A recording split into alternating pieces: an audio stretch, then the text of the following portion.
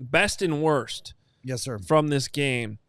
I'm going to flip over to the defensive side right away because, yes, everybody's excited about Caleb, but I'm not sure there's anyone who played better today than Kyler Gordon.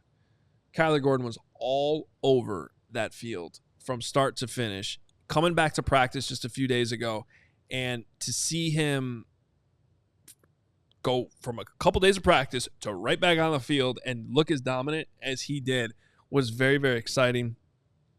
Absolutely ran over Logan Woodside on that sack that he had. No idea he was coming, and just it delivered a nice clean hit, got that helmet down, hit him hard. Loved everything about it. He was all over the field, so Kyler Gordon was my best of the day. The worst, it's really exciting when you have a rookie who is showing you so many good things, but is also showing you still some rookie moments that, are going to be really easy to correct. And one of the easiest things Rome Odunze will be able to correct is knowing where the end line is in the back of the end zone. But, man, you're in the NFL now. Right.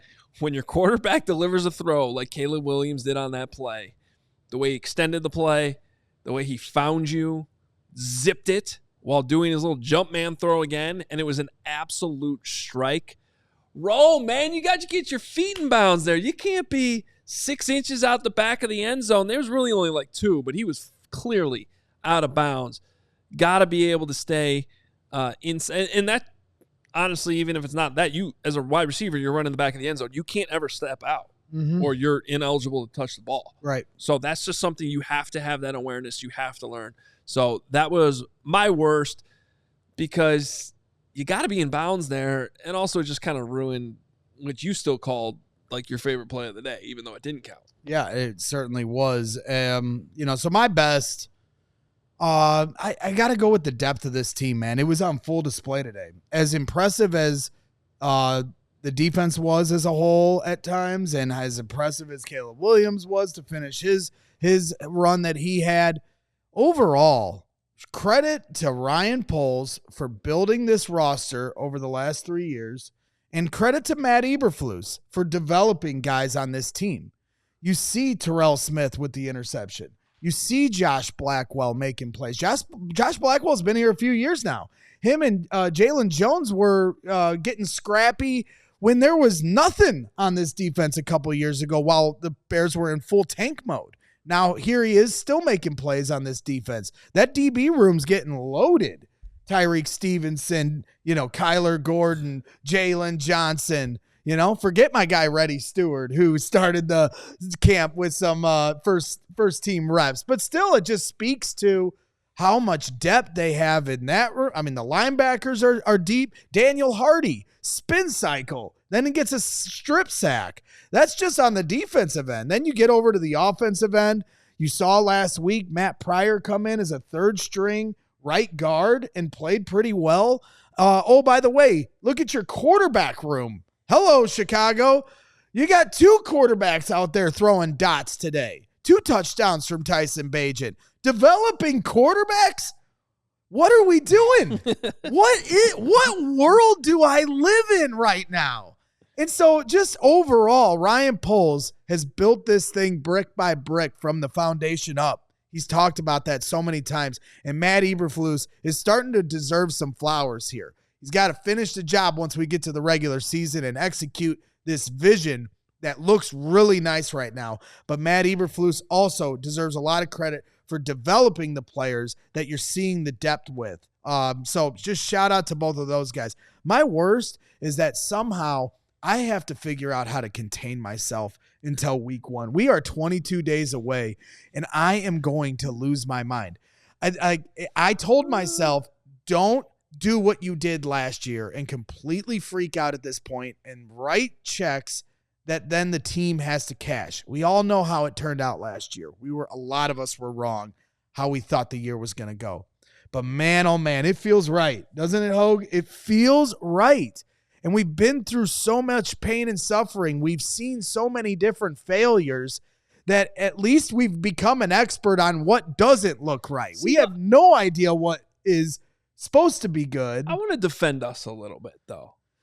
You can't defend No, me. I I'm don't- indefensible. I'm a complete idiot. I don't think anybody here was that far off on last season. The only thing we didn't foresee is how bad it started. Right. But we were all sort of in that 7 to 10 win range. I know. And there's really in the NFL not a huge difference between 7 and 10 wins.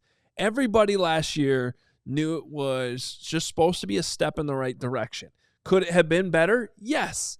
But it was still a step in the right direction. Right. You could see it building. So I don't think anybody got out over their skis. And honestly, I don't think anybody's doing that right now either. I mean, until you come out a week from now and make your 15-2 prediction, right. Well, and that'll be the point where you do that. And that's what I was going to get to. Like when we did the schedule release, that's always just kind of a fun exercise to go through the win-loss prediction. I think I said 12. But I, always preface that with like, let's get to the actual predictions we put down right before the season starts. And so while we were at camp, I've settled at 10. But now it's just like I continue to beat the drum on Bears Twitter that people that want to emotionally hedge and say, no, next year's when they're going to be good. I'm like, no, this is a win now team. And I'm not seeing any evidence to the contrary. So when we actually go back through this exercise of going through the schedule, it's going to be really hard for me to keep them at 10 wins and not go over that just because I look at how deep this team is, the talent, the front end talent they now have. You're seeing Ryan Poles still he offered a 3rd-round pick for Matthew Judon a few days ago. So I know Ryan Poles is looking win now mode. My worst is that I have to figure out how to control myself. And I have no self-control, Steven. This is a problem. Yeah, I'm actually – it's a problem for you, no doubt about it. But it's a good problem to have and something that we're not really used to seeing. I don't know if it's a good problem. It's a good problem. This guy can't control himself when the Bears suck. Yeah. What's going to happen when they have a quarterback? I will be so obnoxious. Well, it's happening. They have a quarterback. You have so we're no gonna idea how high I can fly. Well, my best today was, and I know we already talked about it a little bit, but Flus giving Caleb that one more drive where we kind of all thought that was it for him because it allowed him to show the maneuverability that I need to see that is the reason he gets these Patrick Mahomes comps. And I said it right when he was scrambling on that 7-yard rush TD. I said, that's Mahomes. That is what I saw right there. He stays in the pocket. He maneuvers around it. And then when he can't find the pass, that's when he scrambles and goes for the end zone. I loved seeing that. It is exactly what I want to see as a Bears fan. Well, you say it's like reminds you of Mahomes, and Tyreek Hill is tweeting out.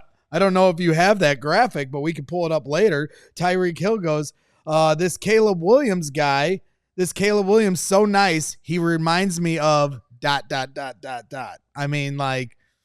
And it's one thing coming from me. I'm just a producer over here. But this is the guy that used to catch balls from Patrick Mahomes, and he's saying, yeah, he looks just like Patrick, or ... whatever. What if he comes back a couple hours later and says Chad Henne? Well, Ryan Poles said it at the Combine. Yeah. There's similarities there in terms of him and Mahomes and Caleb. Mm-hmm. He was in the room when they decided to draft, Patrick Mahomes in Kansas City. So he definitely has, feet to stand on in that take. Now Tyreek Hill, who caught balls and won Super Bowls from Patrick Mahomes. So when those comparisons were being made in the offseason and people thought that was slanderous, well, guess what? Some of the, Tyreek Hill is the number one player in the league, according to Top 100 NFL. He's saying he's reminding me of someone. What about your worst? My worst was, this is going to sound really weird. My worst was the Bengals offense because it prevented us from seeing kick returns. We saw one kick return today. It was from Eberflus Jones Jr. I need to see more. I need to see. That's one of the few positions where I could look at on this team and say, I don't know what they're doing there yet. And we did not get an answer or even close to it today. So for me, the Bengals offense not being able to score ended up hurting the Bears in a really weird way because I didn't learn anything about kick returns today.